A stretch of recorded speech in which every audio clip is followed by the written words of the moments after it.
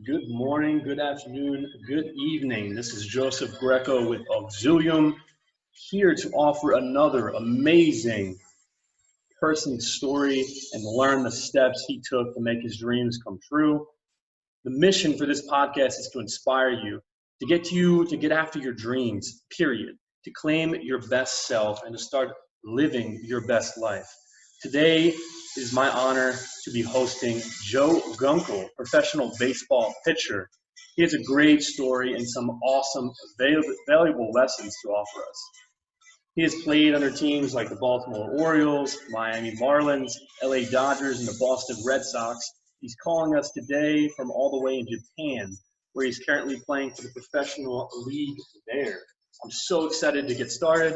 Once he's on here, you guys are going to hear his response to the questions I have set up for us today. But as you guys know, I love sharing quotes before we get started. And today's quote is from Napoleon Hill. Napoleon Hill says, "If you cannot do great things, do small things in a great way." I think that's extremely valuable and something that's so powerful and resonates with me on a daily basis, that you have to take the small, consistent steps towards greatness and towards pursuing your goals and dreams in life. And as I know we're going to hear from our guest today, it takes practice and practice and practice and determination. And that goes forward and brings you right onto the dream way. So wherever you're at, because we're in quarantine, we're kind of stuck at home. Hopefully things start opening up for us. But you can start doing things now. It starts with the little things. The small steps you do lead to the big steps. You start building a house with one brick, and you add bricks to that house before it's actually built. So do that with your life. Do that with your dreams. Do the small things. Do what you can today, right now. Embrace the now. There's power in it. Believe it in your mind. Say it out loud. Write it down. And it's going to come true. My grandmother once told me that if you can see it, if you can believe it, then you can achieve it. And that stuck with me my entire life. Going, Joe, can you hear us? Yeah, I got you. What's going on, man? Awesome. So thankful and happy and honored to have you on the call with us today. I'm so excited. How are things over there in Japan today? They are getting better. I think we're hopefully turned the corner. We're starting to practice as a team next week, and hopefully we can start our games, like regular season games, mid-June. As long as everything goes well, we'll be able to start getting going here. It's been a long couple months just sitting here doing nothing. Yeah, I can imagine. It's starting to open up again here in Italy, starting tomorrow. So everyone's very excited, and a lot of people have talked to my friends about what's going to come with baseball. You know, having this kind of, if they're worried about it interrupting the season. So it's really heartening to enlightening actually to hear that you guys are getting started and things we picked up all around the world. So that's really great. Yeah, it's a little different here and in Korea, just the way that baseball works than it is in America. I know that they got their own, contract disputes to deal with here, and things are a little bit different here. So, things move a little bit faster. That's kind of good. Do you prefer it over here in the U.S.? Yeah, this is my first year over in Japan, so it's a brand new experience to me. At the end of the day, like, baseball is baseball. I'm pretty tunnel vision guy. You'll probably figure that out when you're talking to me through this interview. So like wherever I am, like that's where my feet are, and that's where I'm committed to. So I don't look back and say, "Oh, I wish I was in America playing baseball." Like I'm here and I'm ready to play ball here. I love that. You got to maintain that tenacity no matter what, and just keep that dream alive, which you certainly are. And I'm excited to go through the questions and hear your response and learn about your story more. And I know a little background about this connection. I lived across the street from your wife. It's a small world, right? I mean, it's just it's incredible. How about that? It's incredible how the world kind of connects people. It's insane. Mm-hmm. So let's see. I'm going to go ahead and wild. I lived lived in that house for a couple off seasons, a couple winters. So I love Chemung. I'm familiar with it. That's amazing. Yeah, the lake and everything. It's a great little place. Lots of good Yeah. memories. Love a good small town. Exactly. And speaking of small towns, so you're originally from Boynton Beach, Florida. Right. And then you went on, you played at Westchester, which I'm familiar with that area a lot. My cousin went there. I spent a lot of time hanging out and good old Westchester University. It's a fun town, Mm-hmm. fun atmosphere. Yep. The fans, I mean, the students are all about it, right? The sports. So I'm sure that your love for the game, though, began, long before even high school. So tell us what first made you choose baseball. Like, what's your biggest why? What starts that fire for doing what you do? Yeah, so I grew up down in South Florida, and I've always been a baseball guy. My dad played baseball. My grandfather played baseball. It was just something that we grew up with. And my dad's from the Philadelphia area, and he went down to Florida for college. And so I was born and raised a Phillies fan. And I would watch all the games growing up. Like, that's all I remember doing is I would watch the Phillies game, and after come home from school, do whatever I had to do, watch the Phillies game. So I just always had that love for baseball. I played it year round down in Florida because that's what everybody did. But I always still played other sports, and baseball was just that always that sport that I wanted to go to practice. Like, sometimes you get into, once you get older, I played football and basketball in high school, and it's like, oh, I don't feel like going to football practice. I don't feel like going to basketball practice today. But I always wanted to go to baseball practice, and it's something about it. It was just, I enjoyed everything about the game, and I enjoyed just being on the baseball field. And I think that's carried me to where I am today. I like going to the field every day. Sure, there are days that I don't feel like going, but once I get there, it's like I'm all in. I'm ready to do what I got to do today.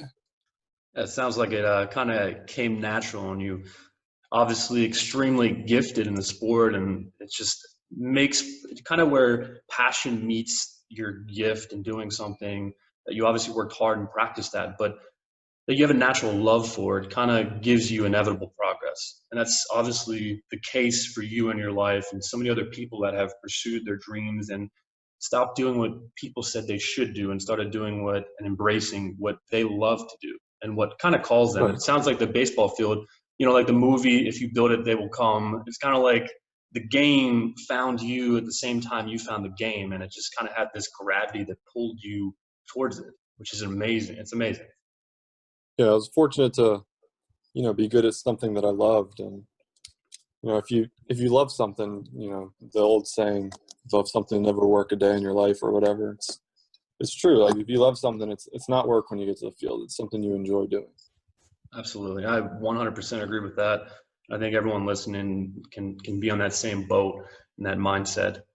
So back in 2013, you were, selected and drafted by the Boston Red Sox. Being a fellow Phillies fan, being from the area, we know how I'll keep my comments about that to myself, but that's amazing. Like, I imagine that moment was absolutely nuclear, electrifying. And for not only you, but also your friends, your family, tell us what this moment, this accomplishment meant to you. Like, all the hours spent practicing, no matter if you loved it or not, it's a lot of work. You're giving your heart and soul on and off the field. And finally, you're like there. You made it to the top, peak.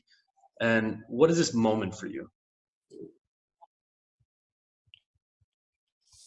So my experience with the draft is, it's different than, what you see on TV and what you perceive it to be. I was actually down in North Carolina playing in a college summer league. So I was at my host family's house, and I didn't get drafted till the third day.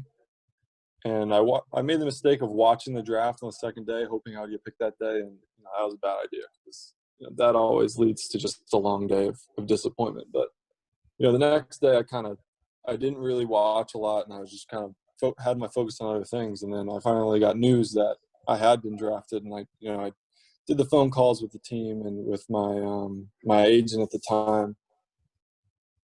And it's kind of a whirlwind. Your name pops up on Twitter and on TV, and everyone's contacting you or calling you. And it doesn't really settle in until I drove back up to Pennsylvania the next day.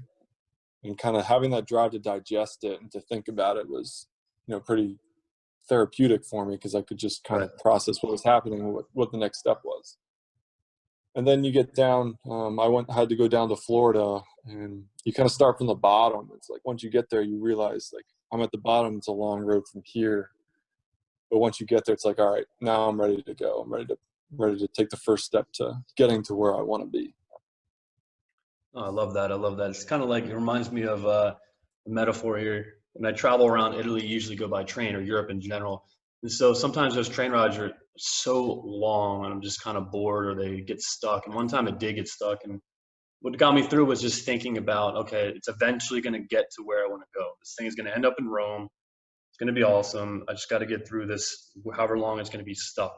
So that mindset is powerful. I know you said it was therapeutic to have that drive to think about it, and you start at the bottom and work your way up.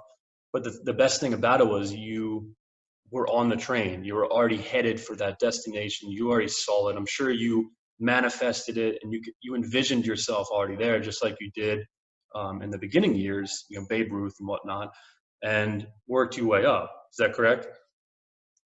Yeah, and you have these aspirations of what you might get to, those what your goals are, but you might hit a lot of speed bumps on the way, and just kind of curtailing your expectations. Like, I expected so much. I didn't know what to expect, but you think everything's going to be easy from here. It's like, I'm going to be in the big leagues in however many years, and then you get thrown down. When you get drafted, you pretty much get sent down to rookie ball, which is these long days in the heat, and you grind through them. And it's like, well, this is what I get to get through now. It's like, we'll put that dream is a dream, is what it is. We'll put that on the back burner. I got to focus on what I'm doing now. And that's, part of, like you're saying, getting stuck in the train. It's like, well, I'll get through this. Like, I got to work my way through this to get to that goal there. That's amazing, though. I mean, that's extremely exciting. So it's a lot of travel for you, though. Jeez. I've been a lot of places, yeah, for sure. That's incredible. All right, so segueing from that, how important is or has consistency in your career and just regular daily life been for you? Have you ever came to a point where you kind of like led to it there, where you were ready to give up, where you're a little discouraged? You said the waiting those days, pay attention, watching the drafts kind of made you feel a little down. You had some feelings. So besides that, are there any other points where you were just like, wow, I'm kind of like ready to pursue something else? And what inconsistency made you decide, no, I'm not doing this. I'm going to keep going. Baseball's you hear a lot about, I'll start with the hitting.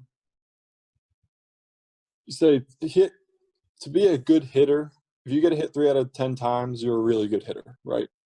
So on the flip side of that, being as a pitcher, you have to be, if you're successful 7 out of 10 times, then that hitter's better than you. So being consistent as a pitcher is huge. Like, you have to be consistently good. You have to succeed, say, 8 out of 10 times every time to be considered a good pitcher.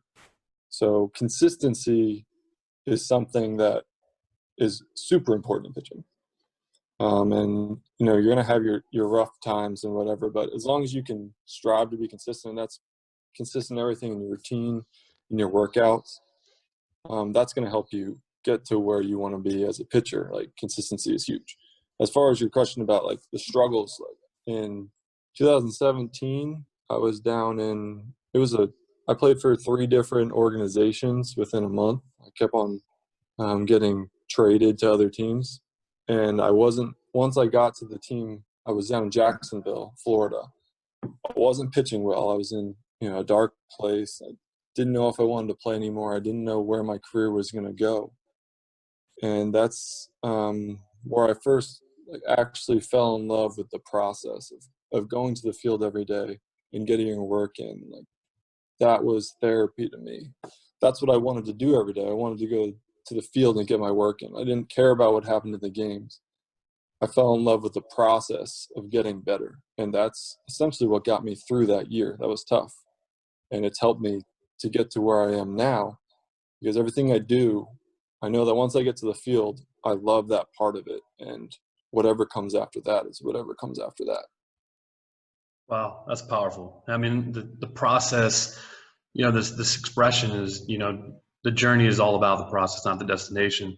And hearing it from someone like you who's, walked the walk and is there, it's just inspiring to not only hear from like your in the books and things like that, but hearing from a person to person, expressing how important the process, how important it is to enjoy it.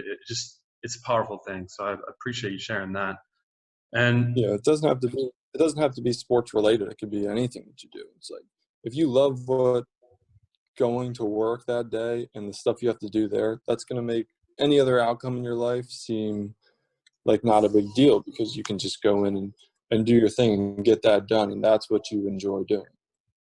amen to that. I 100% agree with that. Doesn't matter. Everyone loves different things. So it's just a matter of finding that thing you love and enjoying the journey. And it's not even really work. It's just enjoying the steps that you need to take to climb to wherever you want to climb to. It's definitely, Exactly, for sure. it's good stuff. And obviously the reason why I asked you to join us today is because this is all about inspiring other people to claim their dreams, to claim themselves, and to let go of the self-imposed limitations, the doubts they may be experiencing. They're treading water in their life. So what is the most valuable piece of advice you could give someone who is working towards their dreams in life? Perhaps even someone who is just getting started pitching, Babe Ruth at the moment, or made it to Cooperstown, all these different things, right? But dreams of Right. becoming a professional baseball player like you is for some people. But I remember thinking, for me, becoming a pro, and I played a lot of sports growing up. I even pitched actually. And to me, it was always like something that was unattainable to be a pro, because I was always told you'll never do it. It bottlenecks, all this, the things like that. So we're hearing your story now. You prove that this isn't impossible. Obviously, if one thing's not impossible, nothing's impossible. So tell us what made the difference for you and what advice you can give to people that are striving towards whatever their goal is, whatever their dream is. I would say, don't voluntarily close any doors.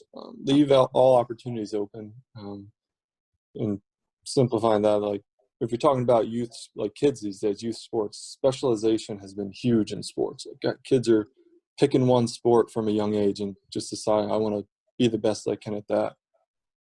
And my advice to them is just don't specialize in one thing. Like, there's me personally, I can speak from experience. I played every sport growing up. I played football and basketball and baseball in high school. And there's just different things you can take from those sports that make you a total athlete and translates into other sports and makes you a better athlete.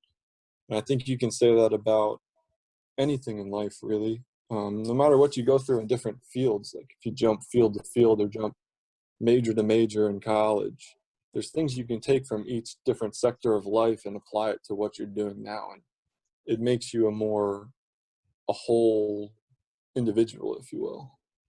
Absolutely, absolutely. I 100% agree with that. It's almost like an essential thing. You have to have that vision. I think that's the main thing that I think people that are stuck, they they don't really have. They don't sit down and really look at things from. I shared a quote when we first started before you joined, and it was by Napoleon Hill, and it's, if you can't do great things, do small things in a great way. And I think that goes a long way in saying that people look at the grand picture and they forget that if you can't jump across the Grand Canyon, you got to start by jumping across something that is accomplishable, and counting on those small goals towards your big goal is how you get there. It's not about the drink an entire pitcher of water. You got to pour it into glasses and take it in doses and work towards drinking the entire pitcher. And I just think that's so essential in life, is to just have, adopt the pace. It's all about the self-patience, the self-respect, and that vision. Just following the vision, but being patient with yourself and confident.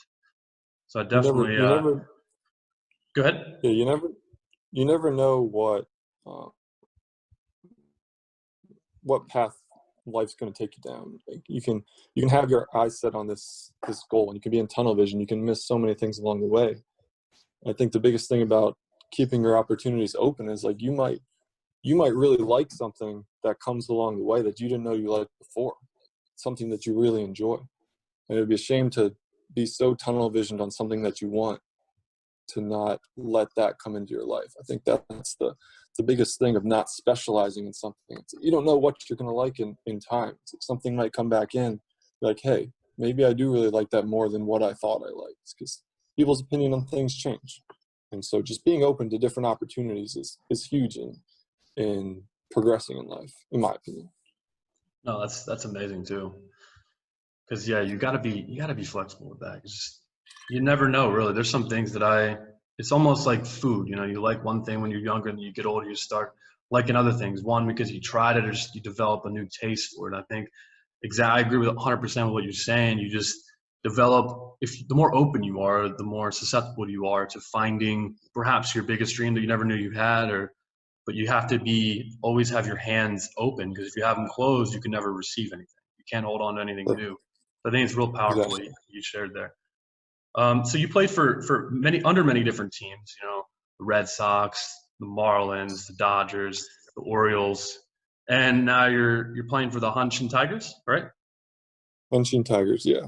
Tigers, right? So, which team and which city has been your favorite so far, and why? Yeah, so the 4 organizations that I played for in America, I never had the opportunity to play for the major league teams. So I've played for a bunch of different teams in a bunch of different towns in a bunch of different cities. But as from organization to organization, I loved being with the Baltimore Orioles. They were my second organization, but when I went over there, they were all about, be the player that you want to be. We're here to help you. And we're not going to try to shape you in any way. We're going to try to help you the best we can, but we're not going to mold you into something we want you to be. We're going to let you be the player that you are and that you want to be. We're going to help you along the way. And that really helped me understand who I was as a baseball player myself. Hmm. And that's just something that you don't see in a lot of places, whether in athletics or in other parts of the world, that an organization is really giving you a chance to shape your own career and how you vision it. No, that's amazing. I do, unfortunately, even in my own life, I find that to be the jobs I've worked, and even the military. I've found that it's not always the case that the organization, or the people in the organization are looking out for you and your growth and letting you be you. They try to a lot of times force you to be something else and set these expectations for you that you may or may not be all about. So that's amazing that you were able to find, that a place, an organization. I'm sure the coach was, an organization is only as good as its leaders. So I'm sure the ex officios of that organization were just as great as what you're saying, as far as the atmosphere to create that. That's just amazing. You were able to experience it. For sure, yeah. So one of my favorite books is called Training Camp by John Gordon. I don't know if you ever read that. But in this book, a professional athlete gets a career-ending injury, and his coach calls him into his office. He leans into him with some of the best and most heartfelt inspiration the man has ever received his entire life. It eventually leads him to accepting his situation, but not giving into it. But he eventually conquers it, and he becomes his best self on and off the field. Is there a coach or another player, even? I know you said the team was the best, but an individual, a mentor of sorts, who has been just more special and influential than any other? That's that's tough for me because I don't feel like I was ever anywhere long enough. Speaking from my professional career, I was never anywhere long enough to have that kind of relationship with a coach and with a teammate. I've always been bouncing around places, but that helped me really put my trust and my drive in my family and friends. Like everything around me was always changing, but they were always there. So I know that if I aspired to play for them, then that was always going to be there to drive me. And it's like I do it for them as much as I do it for myself, because they take so much joy in seeing me succeed as much as I see myself. So being able to play for them and have that drive to succeed for them, that's something that's never going to go away. That they're always going to be there for you, no matter how much things change and what situation you're in. Yeah, there's nothing quite like the support and love of family and friends.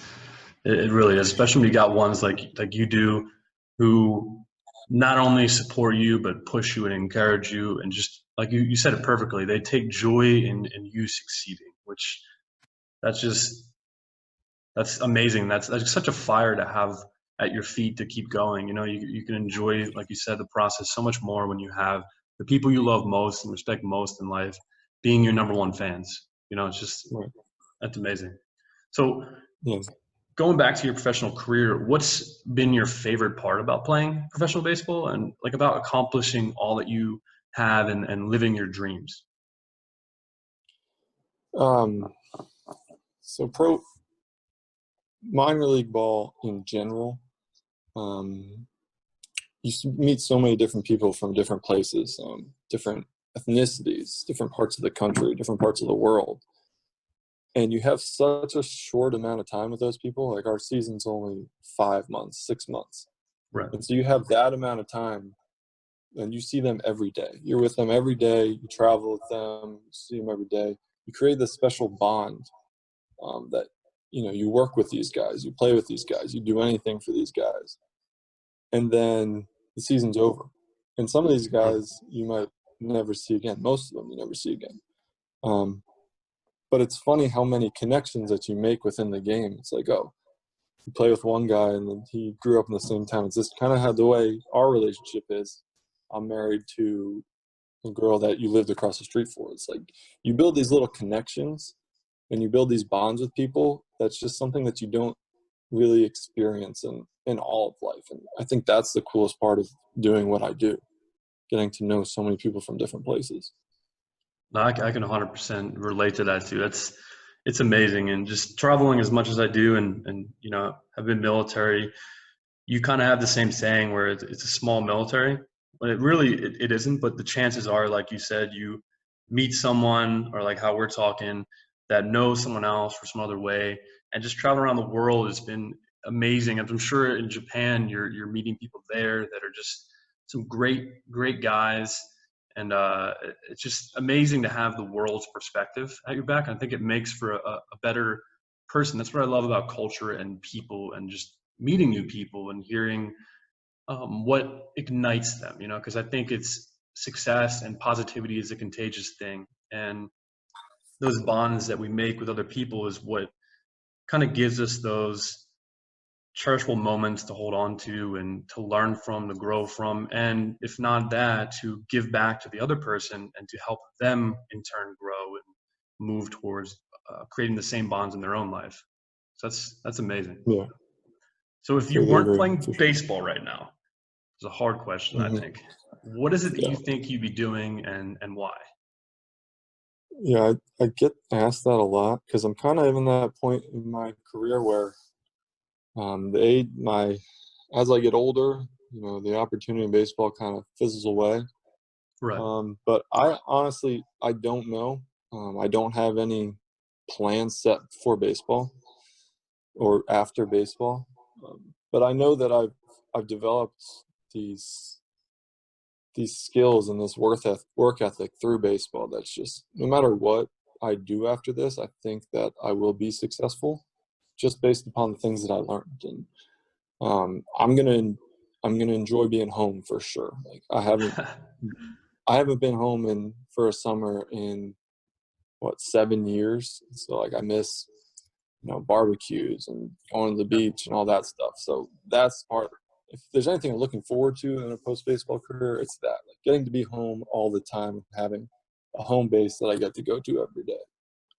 No, and I have absolutely no doubt that you will conquer whatever you put forward, because you've proven it in this realm, and you'll prove it in any other realm you're in. And as far as going home and having that base and that time that you've been on the road so much, that's going to be well deserved, my friend, well deserved. So I'm happy that you are, you have that place of landing that awaits you, and you're still enjoying where you're at now, but you're confident in where you're going to be, and you're open to it, like you said before. So there's no doubt, there's no fear in your voice, which is what I want people to take away from this, that they don't have to, no matter if they failed or something, they got to fail forward, or if they're succeeding and they're just at a point where they're ready for the next thing. It's not a matter of being afraid. You just got to be confident in what you've already accomplished, or confident in yourself, and open, as you suggested, to different things, and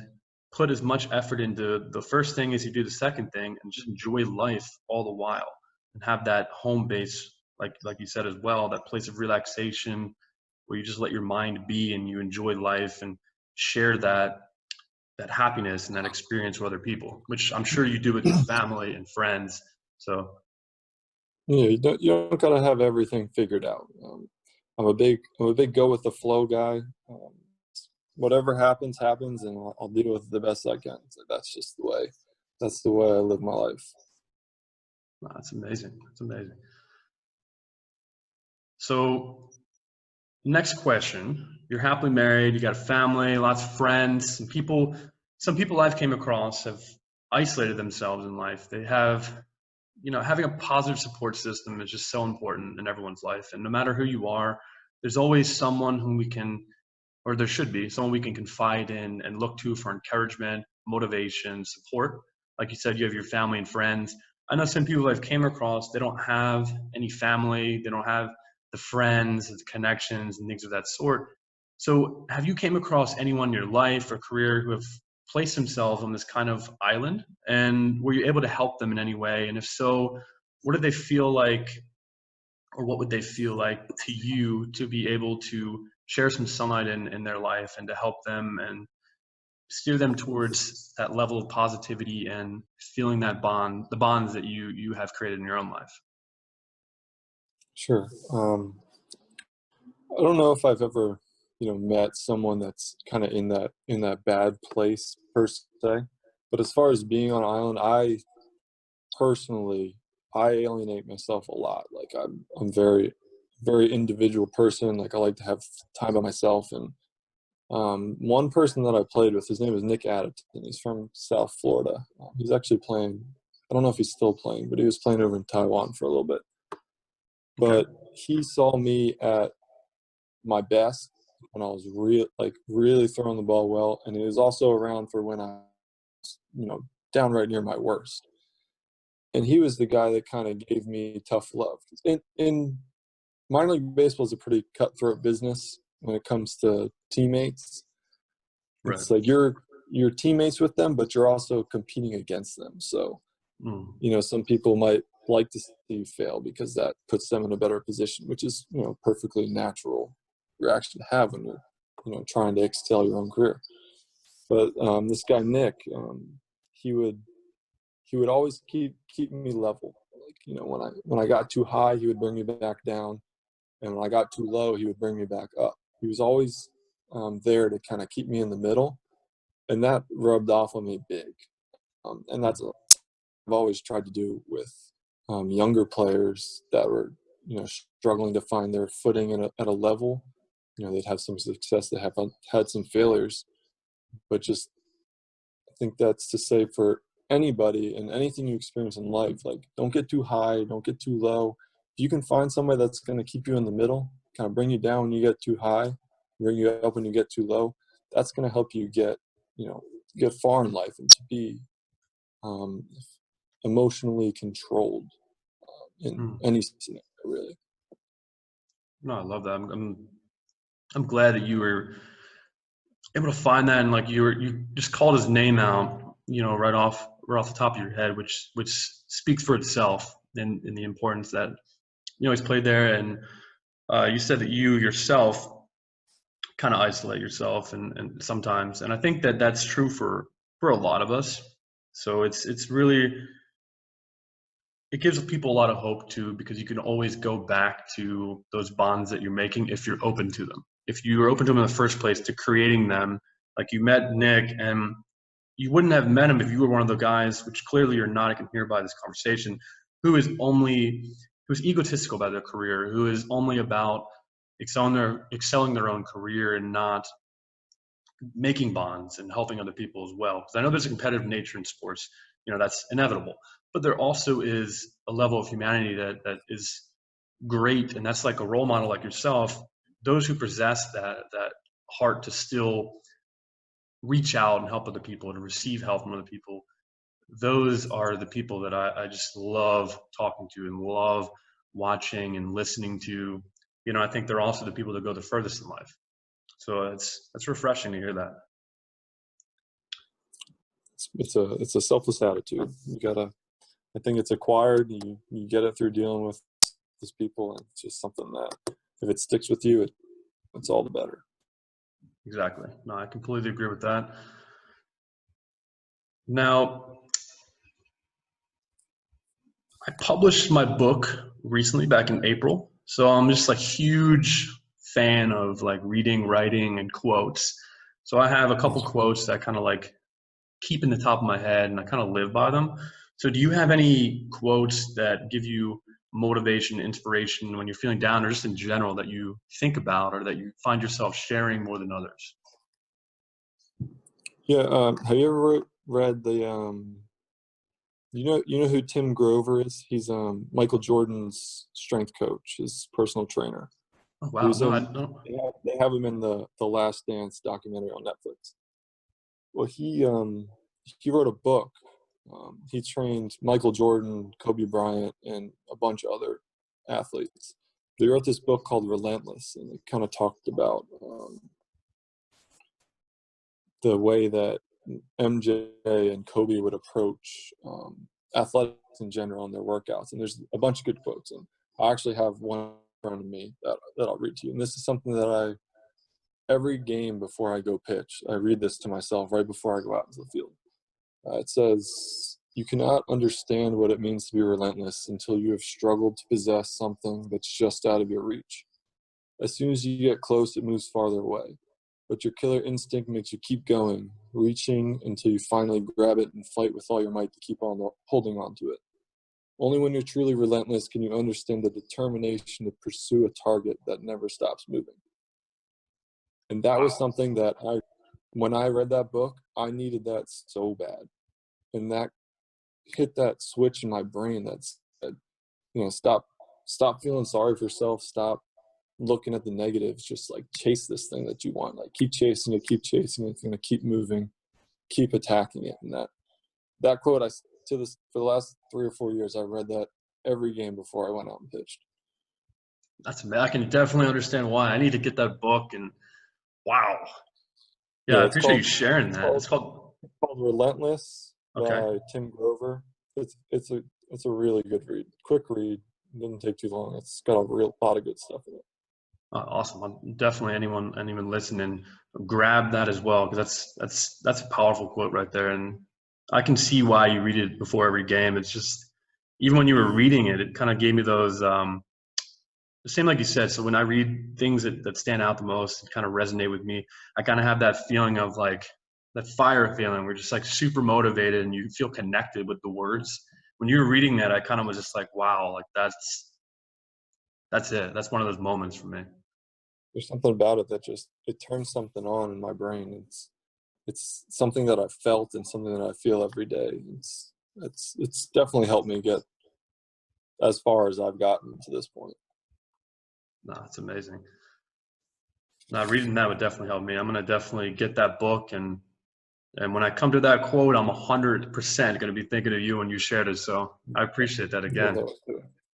So imagine, this might come into play again here, that quote. So imagine it's game time. You've taken the mound. The opposing team's biggest hitter steps up to the plate.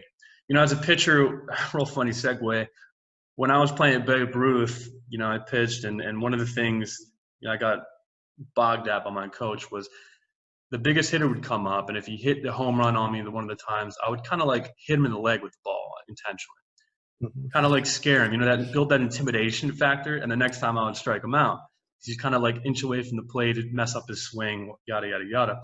But that moment is so powerful, and I imagine it's amplified being on a professional level, obviously. So if this happens to you, he just rocked one out off your first pitch and everyone else that pitched before you, what goes through your head in a moment like this? I imagine it's like intense focus, a confidence, maybe even an anxiety. So kind of describe what those emotions, what's going through your head at those times. Are you repeating this quote? What's going on?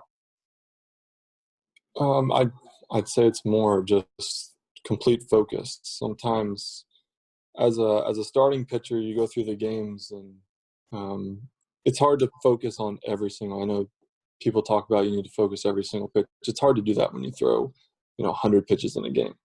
And there are moments like the moment you're talking about where you need to have heightened focus, and it's a mix of aggression. You kind of get that heightened adrenaline. It's like, okay, this is the big time. This is where I need to be really good. But it's also, you need to be in complete control because you know that your margin for error is small. So it's not really something you can manufacture. I think it's something you learn over time. Is you kind of build yourself up to this moment, and you have to control, kind of harness all the energies you have into being as fine as you can. And there's also like taking into consideration like what can happen, being smart about that. But I think that applies to a bunch of things in life. It's like you need to take all this excitement that you have and all this adrenaline that you have, you need to, pull it back in and harness it and direct it to where it needs to go. And that's the biggest part of being in a situation like that. You need all your energy to go in the right direction. I love that. It sounds like you handle those moments quite well. I watched one of your videos. It's actually last night. I was out enjoying. It was a beautiful night, and it was one. I forget the name of the team you were going against. It was a big hitter. The announcer was talking about how he, was the opposing team's biggest hitter, and you struck him out. And it was just like this awesome moment. Like the fans were like screaming and stuff. So that's kind of what I got that question in my mind. I was like, I wonder what he was thinking, because that was pretty awesome. Yeah, So sometimes you don't even think. It's just you just attack with what you're accustomed to doing. Sometimes thought doesn't really play into it. It's just kind of your competitive nature that takes over. it's that natural instinct that you clearly possess. I like that, and it does.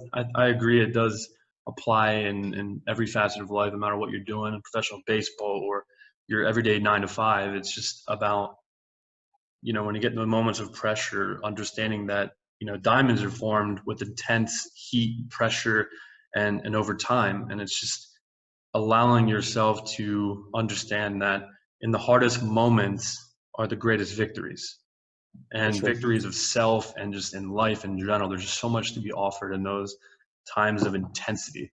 So that's amazing. And that when you struck that guy, I was like, that's what's going through my mind. I'm like, you know what? The announcer's talking this dude up, and my man just struck him out. It was pretty amazing too. He had a big old swing too. It was great. It was one of those really deep swings, and that Yeah. moment of silence when the final strike goes over the plate. So Right. pretty awesome stuff. So Auxilium Thanks. is. Go ahead. I'm sorry.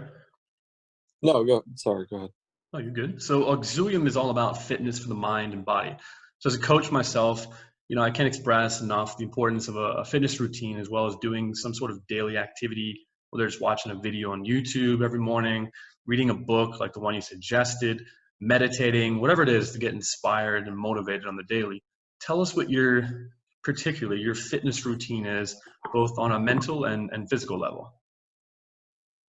I'm a big proponent of getting working in the weight room. That's part of me falling in love with the process. Like I've always enjoyed working out, but that year where I actually fell in love with it, that made all the difference. And so my idea is like every minute that you spend as an athlete, every minute you spend in the weight room, like you're getting better.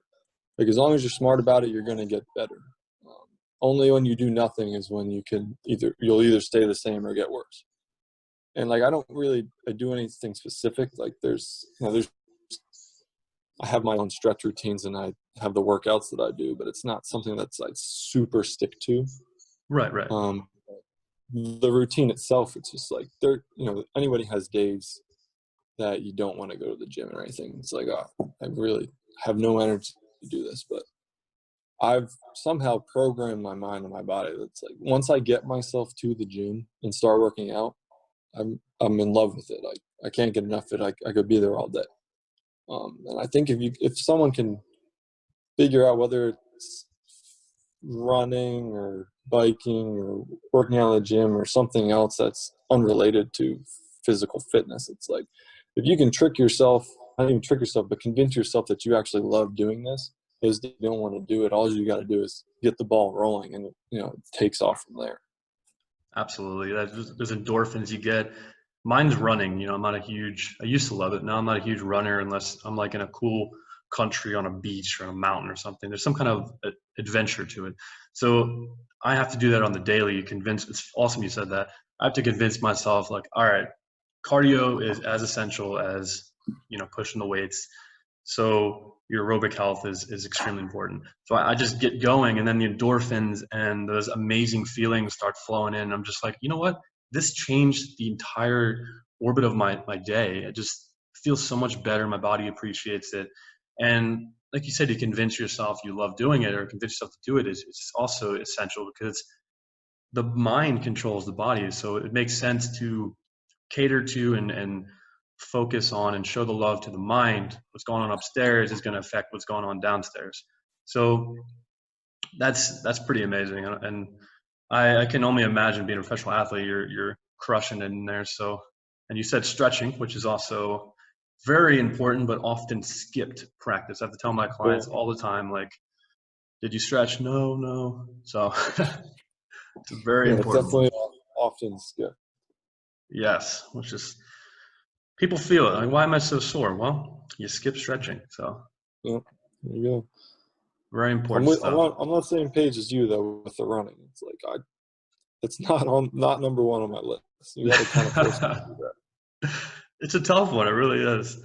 Good thing there's more than one type of aerobic exercise. That saves people like us who don't particularly like it as much as, say, the marathon runners. Mm-hmm.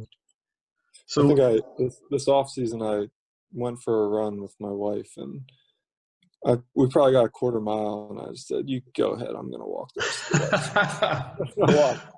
That's great. Hey, that's you put in the effort, you spent the time, but it's just, I gave it a that was shot. it.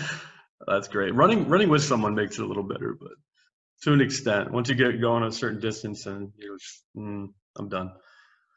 Mm-hmm. So I talk a lot about positive reflection on my social media, in my book, The Memory. It's just an important thing to be able to focus on those really good times and to reflect back and grow in our gratitude. So I just think there's such a gravity to gratitude in life. The things that you can be grateful for almost anything, as far as even your breath. You're waking up, you have another day to live. Those are things that are often overlooked and people neglect to be grateful for. So what's been the greatest moment or the greatest thing in general, on or off the field, in your entire life? Sorry, you broke up a little bit there, but I think you're asking like the greatest moment. Is that what you said? Yeah, Professionally? sorry about that. The connection here in Italy is sometimes intermittent. But You're good. so the greatest moment on or off the field in your entire life that you're just most grateful for? Because I was saying that gravity, there's a gravity with gratitude, and it's so important to be grateful for even the little things in life. Right.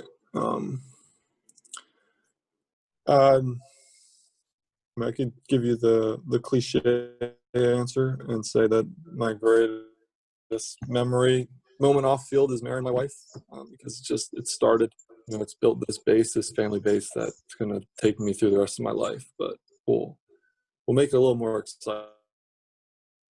I'll talk about something on. And I was in college my sophomore year.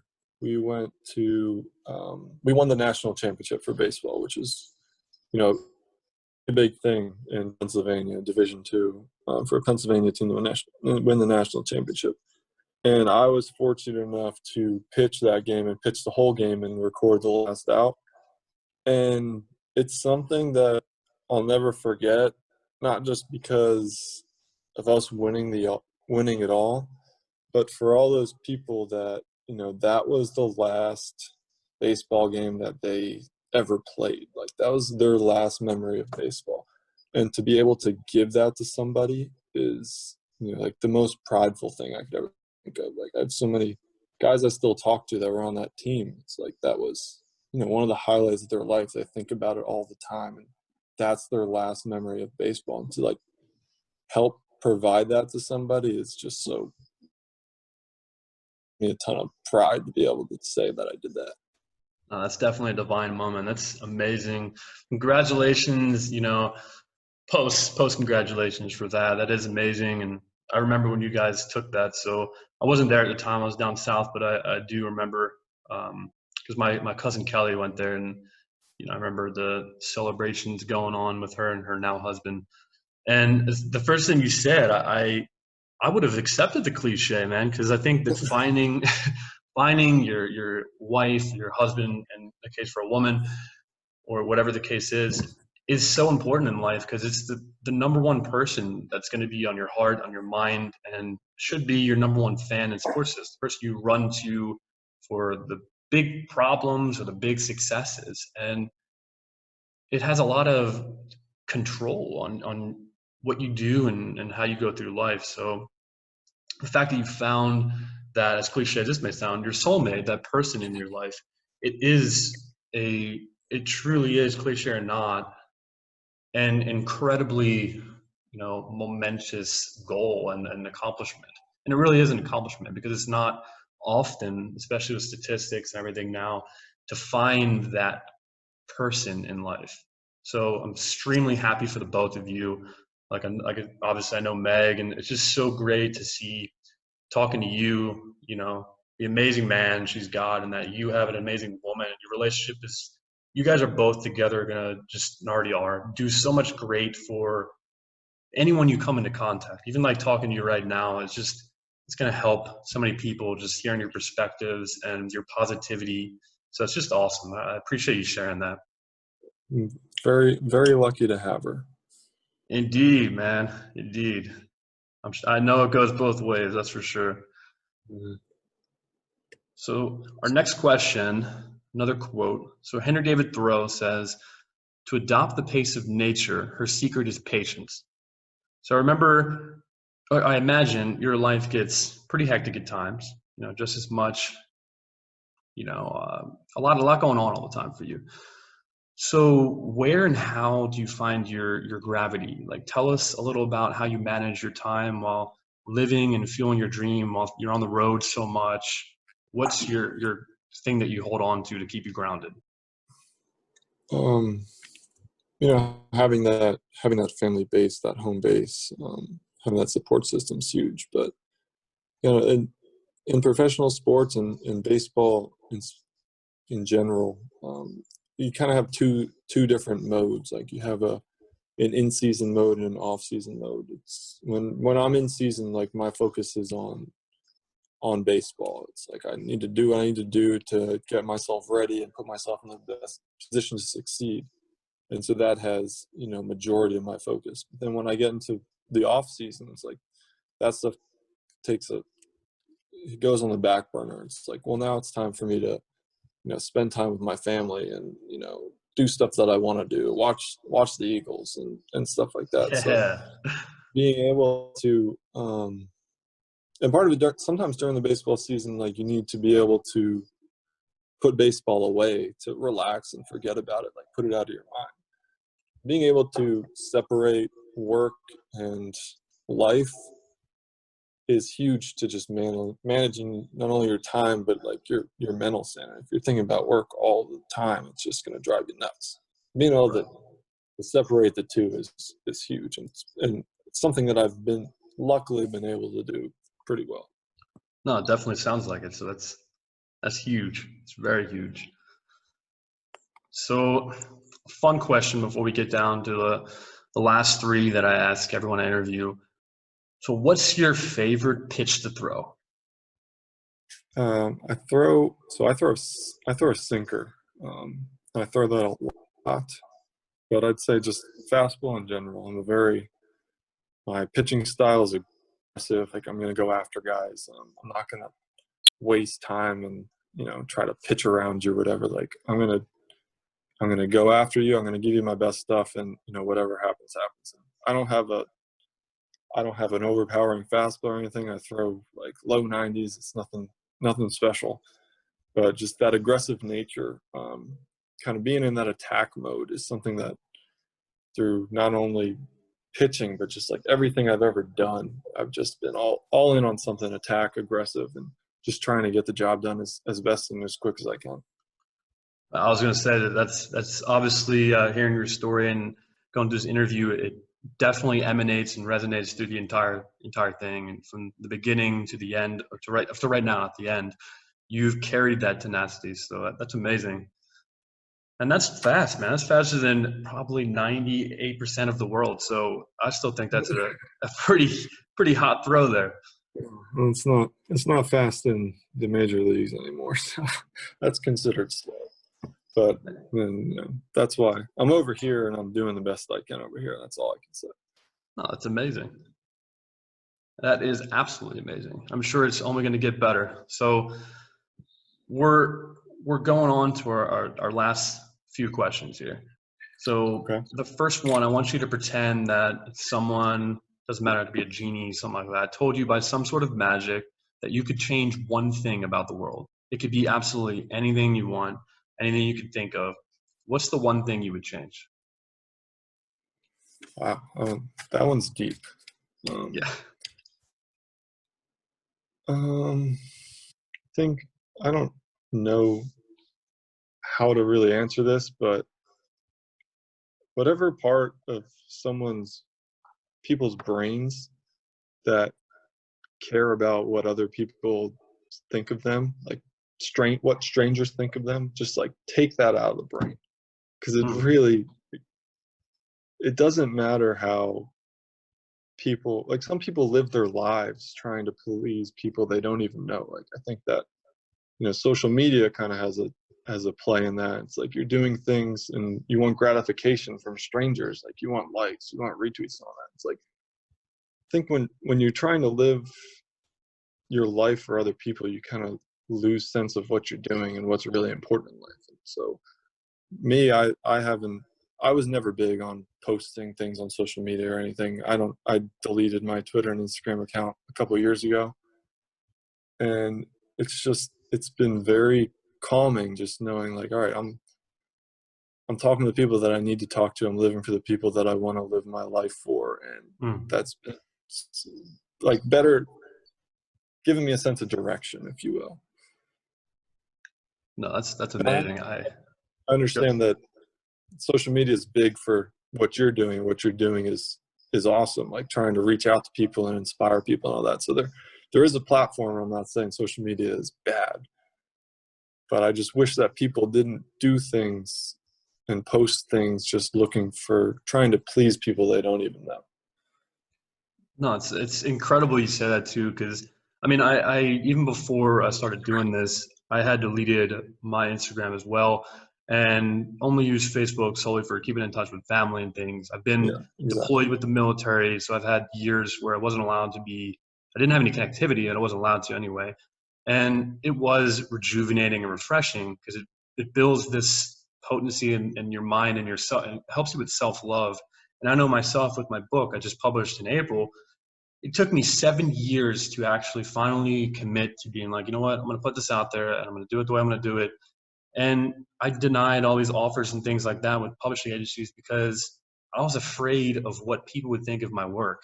I loved it and I was enjoying writing and I knew it had something good to me.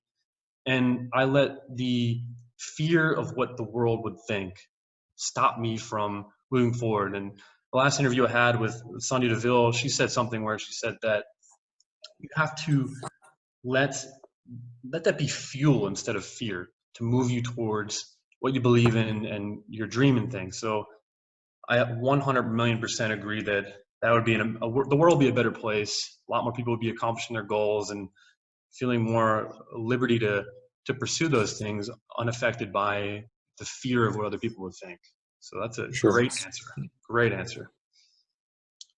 So the next question is, if you knew that every ear in the world was listening right this second, right in this moment, what would be the one sole thing that you would be sure to tell everyone? I mean, I said it earlier in the interview, just fall in love with the process.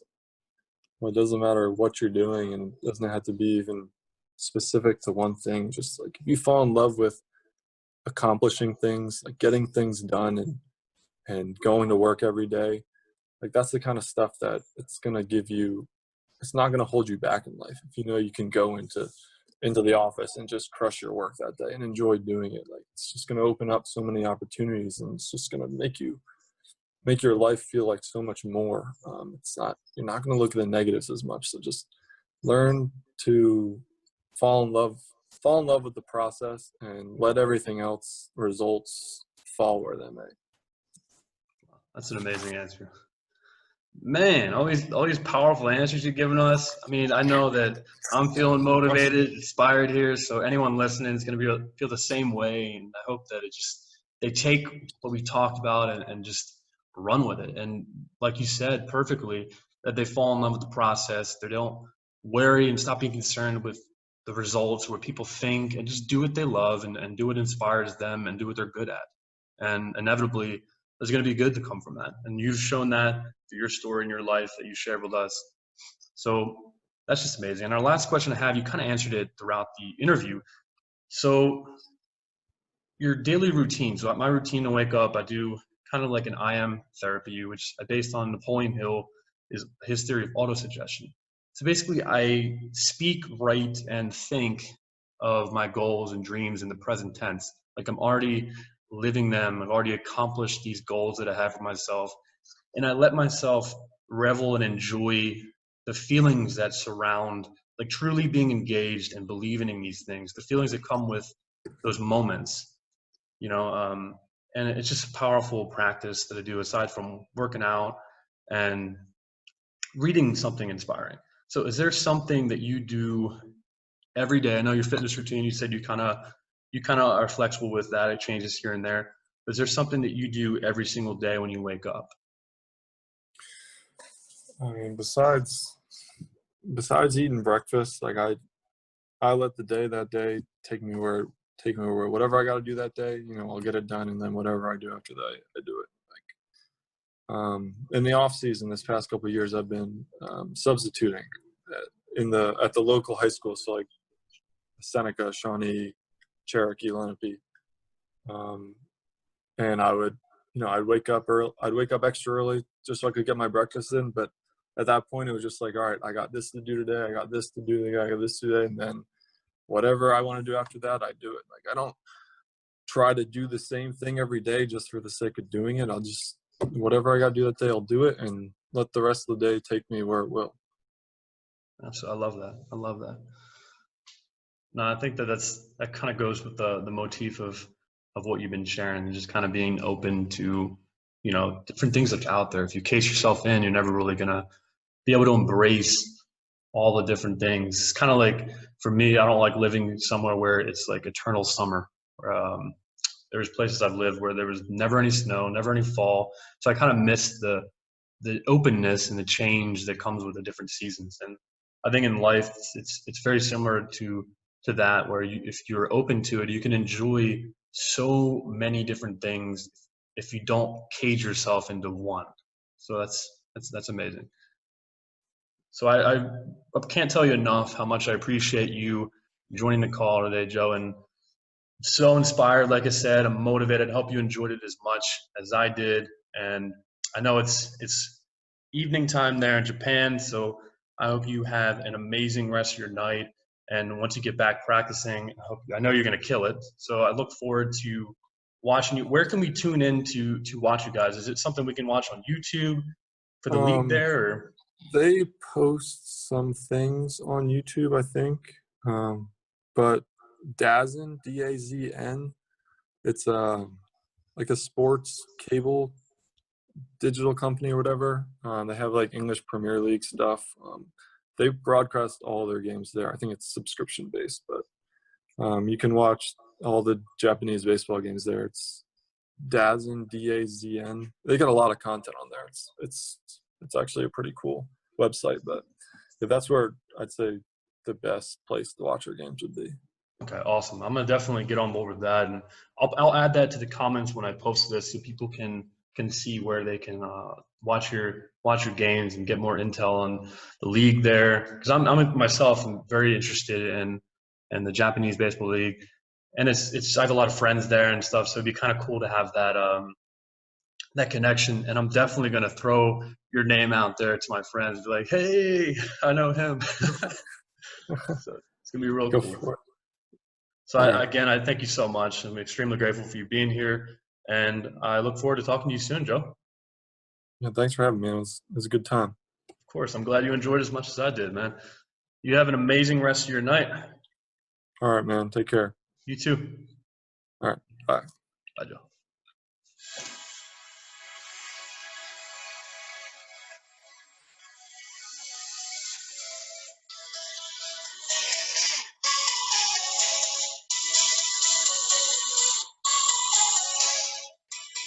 I hope you guys enjoyed that call with Joe Gunkel.